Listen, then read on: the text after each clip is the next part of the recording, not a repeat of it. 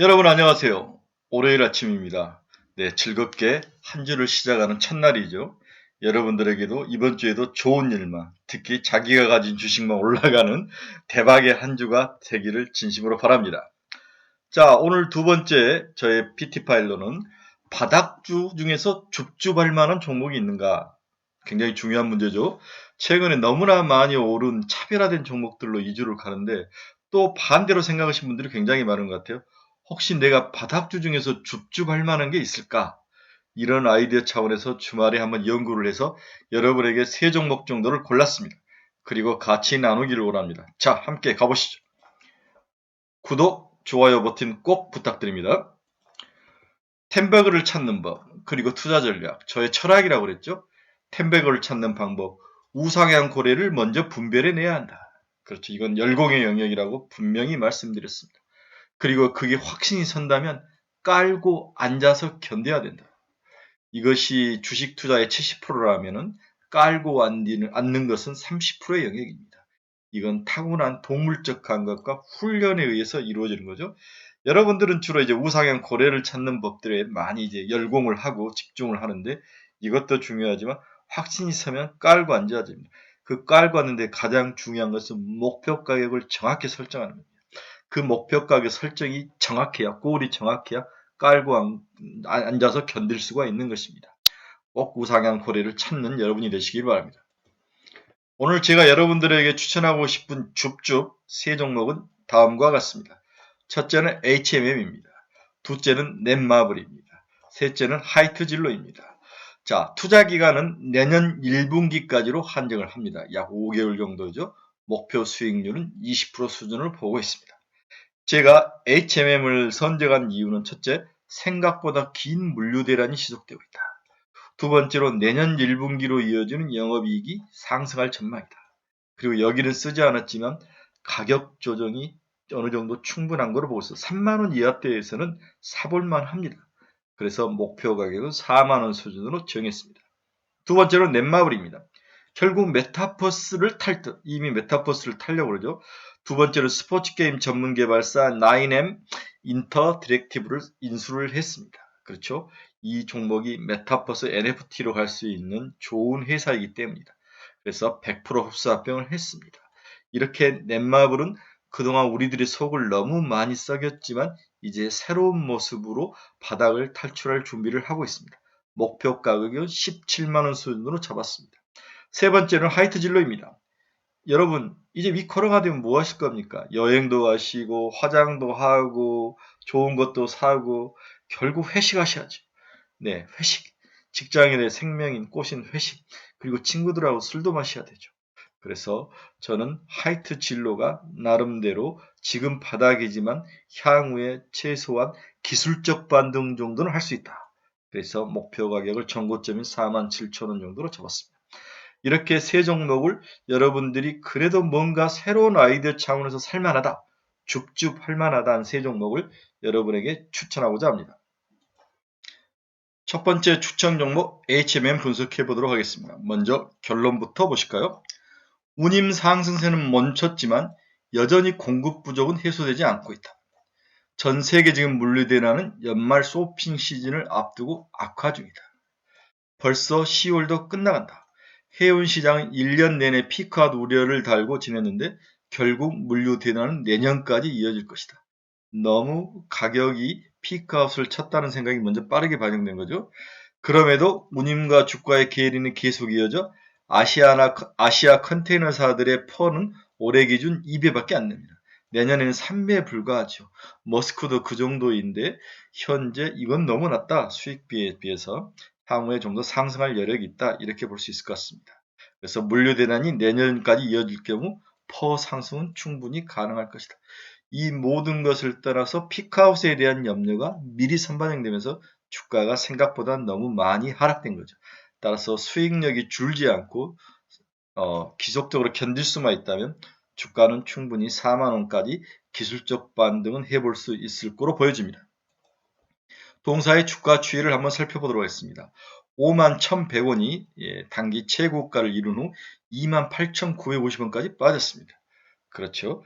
하지만 동사는 충분히 4만원 수준까지는 다시 반등할 여력은 있어 보입니다. 동사의 수급 동향도 한번 살펴보겠습니다. 네, 기관과 외국인들이 듬성듬성이 아니라 이제 촘촘하니 빨간 표시가 많이 나오면서 매수에 많이 나서는 모습을 볼 수 있습니다. 이 정도이면 개인들만 또 동의를 해준다면 주가는 바닥을 탈출해서 올라올 확률이 있어 보입니다. 동사의 투자 포인트 한번 살펴보도록 하겠습니다. 최근 동사의 주가 하락 원인을 먼저 살펴보는 게 필요합니다. 지난주에 CSFI 상하이 컨테이너 운임지수가 1% 정도 하락을 했죠. 9월 말 이후 운임은 더 이상 오르지 못하고 있습니다. 급등세가 가장 컸던 미국 항로를 시작으로 대부분 지역에서 가격 조정이 나타나고 있었죠. 이에 따라서 공급 변동에서 피크를 지났고 이제부터는 중국 전력 부족 여파로 시황이 꺾였다는 우려 등이 나타나면서 주가가 하락했습니다. 하지만 항만 적체 등 물류 대란은 연말 쇼핑 시즌을 앞두고 오히려 악화되고 있어 지금의 공급 부족은 해를 넘겨 지속될 전망이다. 그렇죠? 우리가 너무 혹시 물류 대란이 빨리 해결될 거라고 성급하게 빨리 판단한 게 아닌지 이런 생각을 해봅니다. 그러면 운임 상승세가 멈춘 것은 선사들이 여기에서 더 욕심을 내기엔 물가 상승 등 경기에 부정적일 수 있다고 판단했기 때문이다. 즉 장기 계약으로 많이 돌렸다는 거죠. 스팟 계약에서. 그렇지만은 생각보다 더 물류 대란이 이어지고 있다는 겁니다. 때문에 추가 인생을 자제하는 대신 현수진의 고임금을 내년까지 확정시키는 장기 계약 체계를 늘리면서 운임 가격이 더 오르지 않고 꺾이면서 주가가 하락을 했는데요. 하지만 이러한 주가 하락 원인에 대해서 다시 한번 뒤집어 보면서 생각할 필요가 있다는 생각이 듭니다. CSFI 상하이 운임지수를 보면 상승세가 약간 멈춘 상태에 있죠. 그렇죠? 네.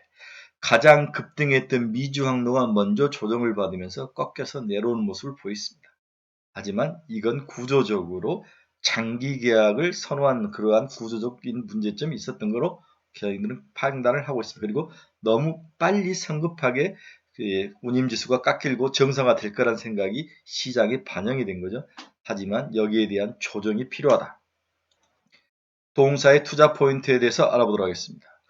역시 그러나 문제는 운임 문제가 더욱 악화 중이다. 그렇죠. 해운, 항만에 대한 적체 문제가 해결되지 않죠. 운송 문제가 해결이 되지 않고 있습니다. 아직도 미해결 중이죠. 현재 해운 시장은 중국의 전력 부족에 따른 영향보다 글로벌 물류 대란이 더 심각한 상황이다. 그렇죠. 이미 밀려있는 물동량을 처리한 것만으로 벅차 다른 변수가 끼어들 자리가 없을 정도로 심각한 문제를 지속적으로 안고 있습니다. 지난주 바이든 정부는 LA항과 롱비치항의 연말까지 24시간 운영을 지시한 상태죠. 실효성이 떨어진다는 지적과 별개로 이러한 특별 조치를 내놓았다는 점은 미국 항만 자체가 해를 남길 수 있음을 시사하는 거죠. 그렇습니다. 역으로 생각하면 항만 자체가 심하다고 볼 수 있죠. 유럽은 4분기 들어서 물류 대란이 더욱 악화 중입니다. 영국이 10만 명이나 트럭 운전사가 부족하죠. 그렇죠? 네. 영국에 들어오는 노동자 수를 브렉시트로 영향으로 막아버린 상태에서 물류 대란이 일어난 거죠. 이러한 문제들이 쉽게 해결되지 않을 거라는 게 첫 번째 투자 포인트입니다. 두 번째 투자 포인트는 3분기 실적이 생각보다 좋습니다. 3분기 연결 영업이익은 2.1조 수준을 예상을 하고 있는 거죠. YOY로 683%, QOQ로 56%라 상승하는 그러한 수치입니다. 연결 기준 매출액은 3.85조, 영업이익은 2.17조로 시장 기존 전망치를 크게 상회할 전망이다. 시장은 1.57조 정도를 예상을 했던 거죠. 상하이발 컨테이너 운행지수 평균은 4,289포인트로 정년 동기비 260포인트나 급등한 상황입니다. 동사의 평균 운임 역시 전년 동기비 130%가량 상승했다는 것을 여러분들이 기억해 주시기 바랍니다. 연료비가 전년 동기비 85%가량 증가했으나 가격이 더 많이 증가하면서 연료비 오르는 것을 충분히 상쇄하고 남을 정도로 상승을 한 거죠. 그렇죠? 고정비가 높은 구조로 외형 성장에 따른 탄력적 이익 레버리지가 가능합니다. 컨테이너 분호 영업리는 58.6%를 예상을 할 정도입니다. 동사의 향후 전망에 대해서 알아보도록 하겠습니다. 해운 시장은 1년 내내 피크아웃 우려를 달고 지냈는데 결국 물류 대란은 내년까지 이어질 것으로 예상된다. 그럼에도 운임과 주가의 괴리는 계속 커져 아시아 컨테이너사들의 퍼는 올해 기준 2배, 내년엔 3배에 불과하다. 하지만 꼭 이게 낮은 건 아니죠. 절대적으로는 낮지만 피어 그룹인 머스크와 비교를 해도 그렇게 낮지는 않지만 업종 자체가 함께 움직인다 보셔야 됩니다. 업종 자체에 대한 밸류에이션이 조금 올라갈 확률이 있다. 사실상 투자 판단의 기준이 사라진 상황이라 향후 주가 예측이 역시 쉽지 않은 상황이죠. 하지만 아예 불가능할 줄 알았던 2022년 증익 가능성이 높아지고 있다는 점을 다시 주목해야 한다는 것입니다. 드루웰이라는 회사에서 내년 해운 시장 이익을 올해 1,500달러를 뛰어넘는 수준에 이를 것이다라고 긍정적으로 전망한 것도 동사의 향후 주가 전망에 있어서 긍정적으로 작용할 것으로 보입니다. 역시 해운사는 다양한 글로벌사와의 피어 그룹과의 비교가 필요하죠. H&M, 페노션, 대한오일, 머스크 등등 중국 기업들이 쭉 있는데 여러분들이 한번 쭉 보십시오. 여기서 제일 중요한 건 뭡니까? 결국 영업이익률이죠. 이익률이 어떻게 되는가? H&M이 내년엔 42%, 올해는 50%죠. 이익률이 굉장히 좋습니다. 머스크가 30%, 내년에 24.3%, 이런 면에서 결코 주가가 3만 원 이하대에 머물 상황은 아니다. 이렇게 정리를 해볼 수 있을 것 같습니다. 두 번째, 바닥 줍줍주는 넷마블입니다. 결론부터 들어갈까요? 넷마블은 개발자회사 넷마블 FNC가 실사형 스포츠게임 전문 개발사인 9M 인터랙티브를 100% 후성합병했다. 넷마블 FNC는 이번 인수로 메타버스 게임 개발에 속도를 낼 계획이다. 네, 결국 메타버스로 들어왔죠. 스피넥스 게임즈라고 이 회사를 인수했죠. 네, 인터넷에서 서로 고돌이치고 화투치고 이런 게 아니라 네, 배팅하는 회사죠. 그렇죠. 네, 카지노 회사죠. 스피넥스 게임즈는 인터넷 카지노 회사입니다. 4분기 신작 일정도 잡혔다. 세븐나이츠 2, 세븐나이츠 레볼루션, 머지코어 아일랜드, BTS 드림 등 신작 게임이 4분기에 몰려 있습니다. 이러한 두 가지 큰 흐름이 있죠. 하나는 메타버스에 대해서 투자를 하기 시작했고, 두 번째는 4분기에 신작 게임이 준비되고 있다.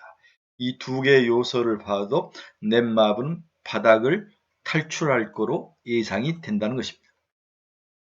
동사의 주가 추이를 한번 보도록 하겠습니다. 14만원대가 전고점이죠. 네, 박스권에 딱 갇혀 있다가 박스권을 뚫고 밑으로 내려왔는데 11만 1650원, 590원, 11만 6590원까지 하락을 했죠. 네, 바닥입니다. 이제 동사는 한 번 더 바닥을 뚫고 13만 9천원대까지 상승할 확률이 있어 보입니다. 수급 동향도 한번 볼까요? 기관과 외국인들의 수급 동향을 보면 외국인들이 지속적으로 사고 있는 모습이 보입니다. 그리고 국내 기관들도 이제 바닥으로 생각하고 매수에 참여하는 모습이 보입니다. 양수 겸장이죠. 네, 워낙 게임주들이 다른 종목들이 좋기 때문에 넷마블에 대해서는 그렇게 긍정적인 시각을 갖지 않았는데 이제 사람들이 기존에 너무 많이 오른 종목들을 버리고 새로운 종목, 저평가된 종목으로 확산세가 일어날 거로 저는 그렇게 예상하는 거죠. 그런 면에서 넷마블이 매력적이라고 보는 것입니다. 동사의 투자 포인트 보겠습니다. 최근에 먼저 주가 하락 원인은 앞에서도 이야기했지만 동사의 주가는 2017년 5월 12일 코스피 상장 시점부터 고평가 논란이 지속적이었죠. EPS 성장성도 상장 이후 2018년, 2019년 역성장을 했습니다. 2020년 대폭 성장 후 2021년 다시 역성장 전망 등으로 올해까지 고평가라는 그러한 불명예, 그러한 판단에 의해서 주가가 계속 두들겨 맞았습니다. 최근 동사의 3분기 실적은 매출이 온기 반영되지만 신작 성과 부진으로 기대치를 하회하면서 두들겨 맞았죠. 이 출시 초기에는 iOS 매출 기준 북미 30위권, 유럽 50위권, 한국 5에서 10위를 기록하며 순조로운 성과를 냈지만 급격히 순위가 하락하면서 부진 속으로 들어가면서 주가가 추가 하락한 모습을 보였습니다. 신작들이 생각만큼 뭔가 매력이 없었던 거죠. 자, 그렇다면 동사에게는 반등시킬 만한 매력은 없는가? 이 부분을 한번 찾아봤습니다. 동사도 결국 메타버스를 탈 것이다. 넷마블은 개발자 회사인 넷마블 FNC가 실사형 스포츠 게임 전문 개발사인 9M 인터랙티브를 100% 후성했다. 9M 인터랙티브 이름이 굉장히 어렵네요. 나인엄 인터랙티브는 EA 스포츠 출신인 인력이 주축이 돼서 2013년 설립한 개발사이다. 일렉트릭 아츠, 피파 온라인을 만든 회사죠. 또한 모바일 게임 얼티밋 테니스와 익스트림 풋볼, 9M 프로야구, CPBL, 프로베이스볼 등을 선보였던 회사입니다. 넷마블 FNC는 이번 인수로 메타버스 게임 개발에 속도를 낼 계획이다. 최근엔 지분 100%를 출자해 자회사 메타버스 엔터테인먼트를 설립하기로 했다. BTS와 친하죠. 그렇죠? 여기에 대해서 같이 협업할 뭔가를 찾고 있는 것 같습니다. 가상현실 플랫폼을 개발하고 버추얼 아이돌 매니지먼트 등 게임과 연계된 메타버스 콘텐츠 서비스를 제작해서 이것을 공급할 예정이다. 네, 이렇게 메타버스에 발을 걸치기 시작했습니다. 두 번째는 동사의 스피넥스 게임즈를 이란 회사를 최근에 인수를 했습니다. 이 부분에 대해서 긍정적이냐 부정적이냐 말이 많이 오가고 있는데 저는 긍정적으로 봤습니다. 동사는 소셜 카지노 업체인 스피넥스 게임즈 지분을 100%를 2.5조에 인수했습니다. 굉장히 큰 돈이네요.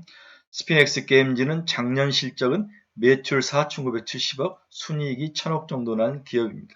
그렇게 나쁜 기업은 아니네요. 올해 실적은 대략 매출액 7,000억에서 7,500억, 순이익은 1,600억 정도가 예상이 되고 있습니다.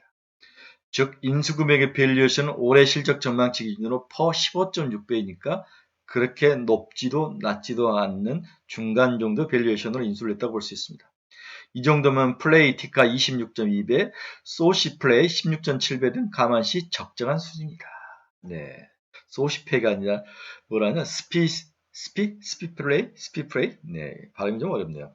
참고로 스피넥스 게임즈의 올해 상반기 매출은 YOY로 46%로 소셜 카지노 시장 성장보다도 압도적으로 높았다고 합니다.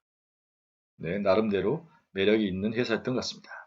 이유는 20대, 30대 층을 중심으로 한 캐주얼 슬롯의 집중 전략이 먹혀 들어가는 거죠. 이런 면에서 구조적 성장이 있었고 상당 부분 일회성 요인이 포함된 것이지만 향후에 이게 정말 지속적으로 수익이 올라가고 잘 나올지에 대한 검증은 필요한 상황인 것 같습니다. 동사의 세 번째 매력 포인트는 앞에서 이용한 스피넥스 게임즈 인수가 기존 게임과 시너지를 창출할 가능성입니다. 그리고 현 시점에는 근본 인수를 동사의 북미 시장 캐주얼 게임 세부 포트폴리오 확장도 가능한 정도로 매력적으로 봤습니다. 캐주얼 게임의 주요 장르 중 잼시티를 중심으로 한 퍼즐 장르에 스피넥스 게임즈를 통한 소셜 카지노 장르가 추가가 가능하다는 겁니다. 서로 보완이 된다는 거죠. 향후 중장기적으로 기존 잼시티 게임 이용자층과 소셜 카지노 게임 이용자층이 상당 부분 중복된다는 점을 활용해서 유저 시너지 강화에 나설 거로 보입니다. 잼시티 게임과 소셜 카지노 게임과의 IP 콜라보를 통한 시너지 창출 등의 잠재력을 기대해 볼 수 있다고 판단이 됩니다. 동사의 네 번째 매력은 밸류에이션이 2020년을 고려했을 때 적정하다. 이제는 고평가에서 어느 정도 벗어나고 있다는 의미죠. 내년 실적부터 저평가 구간으로 진입할 것으로 전망됩니다. 즉 현재 주가는 2021년 지배주주 EPS 전망치 기준으로 퍼 40.4배입니다. 주요 자회사 가치를 제외한 게임분 손익기준 퍼는 33.4배로 고평가이나 2022년 지배주주 EPS 전망치 기준으로는 퍼는 27.1배입니다. 네, 퍼는 주가를 EPS로 나누는데 보통 EPS를 지배주주 EPS를 쓰는 거죠. 주요 자회사 가치를 제외한 게임 부분의 손익 기준은 퍼는 17.7배로 저평가 구간에 진입할 것으로 전망됩니다. 그렇죠?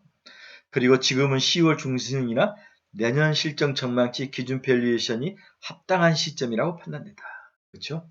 다시 말해서 여러 어려운 이야기가 있지만은 그동안 고평가 받았던 밸류에이션 측면에서 내년 수익이라든지 자회사 가치 등을 다 고려를 해봤을 때 이제는 고평가 영역을 벗어날 때다. 그래서 지금처럼 속절없이 주가가 바닥으로 쭉 들어가서 머리를 찍고 있는 것은 이제는 탈피할 때가 됐다. 이렇게 볼 수도 있는 시각입니다. 네, 4분기 새로운 게임들이 론칭하는 시즌이다. 이것도 매력 포인트죠. 네, 앞에서 이야기했다시피 세븐나이츠 2, 세븐나이츠 레볼루션, BTS 드림, 그 다음에 미지쿠의 아일랜드 이러한 신규 게임들이 4분기에 줄줄이 대기하고 있습니다. 대작은 없습니다. 중타만 해도 충분할 것 같습니다. 동사의 실적 분석을 한번 보도록 하겠습니다. 네, 지금이 2021년 3분기죠. 그렇죠? 네, 영업이익이 627억. 네, 4분기에는 764억.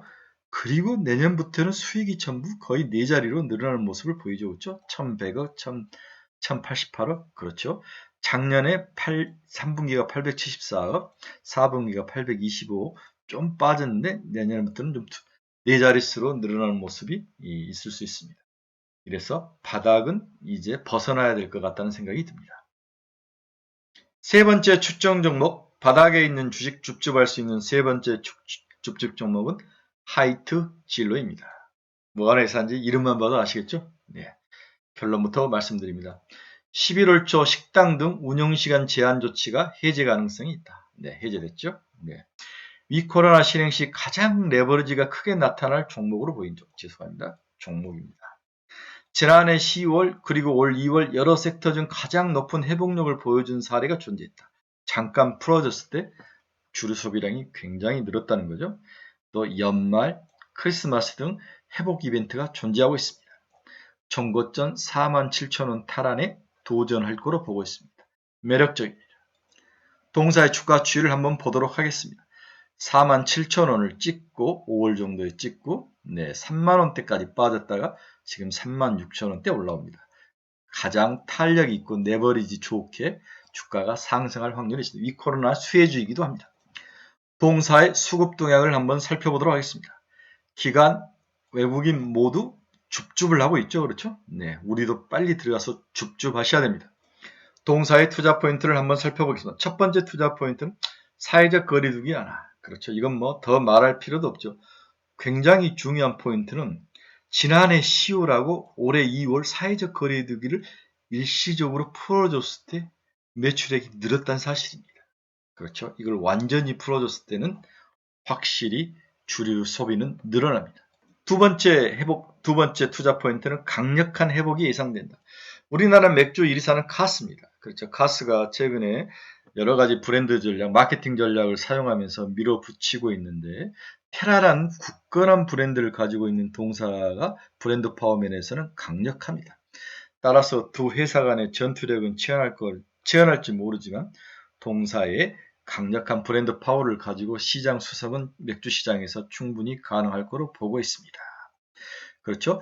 특히 유흥용 채널 비중이 30%대 후반이었는데 이것이 10%만 더 지금 바닥보다 상승하면은 충분히 매력적인 매출액 증가와 수익 증가가 일어날 거로 보고 있습니다. 네, 전체적으로 우리가 유흥용이 30%이고 나머지가 이제 뭐 소비자용으로 매출이 나눠지는데 유흥용이 거의 제로에 가까운 거죠. 거의 10% 정도밖에 안 됐던 거죠. 이게 20%, 차면 30%, 아니면 바로 30% 늘어날 확률도 있습니다. 이런 면에서 매출액에서 20%는 굉장히 큰 비중이죠. 매력적입니다. 마지막으로 동사의 실적 전망 한번 보도록 하겠습니다. 네, 2020년 동사의 영업이익은 1980억이죠. 그렇죠? 10억 단위니까 21년에는 다시 조금 빠져 1750억, 그리고 내년엔 다시 2000억대로 올라서는 회복 국면에 있는 종목입니다. 네, 위코나의 수혜주에 바닥주에 해볼 만한 종목으로 보여집니다. 셋 중에서 하나만 사라면 저는 하이트 진로가 제일 좋아 보입니다. 자, 우리는 지금까지 세 종목에 대해서 줍줍 바닥에 있는 종목들, 줍줍해야 될 종목들, 올라가는 종목을 쫓아가는 것도 좋지만 이제 바닥에 있는 종목 중에서 줍줍해야 될 종목 세 종목을 알아봤습니다. 여러분들의 신중한 판단과 그리고 추가 공부가 필요합니다. 네, 제가 추천한 종목은 모든 책임은 여러분들 스스로에 있습니다. 여러분들이 검증하시고 여러분 스스로 판단으로 선별을 하시기 바랍니다. 여러분 진심으로 감사합니다. 즐겁고 신난 대박이 나는 한 주가 되시길 바랍니다. 감사합니다.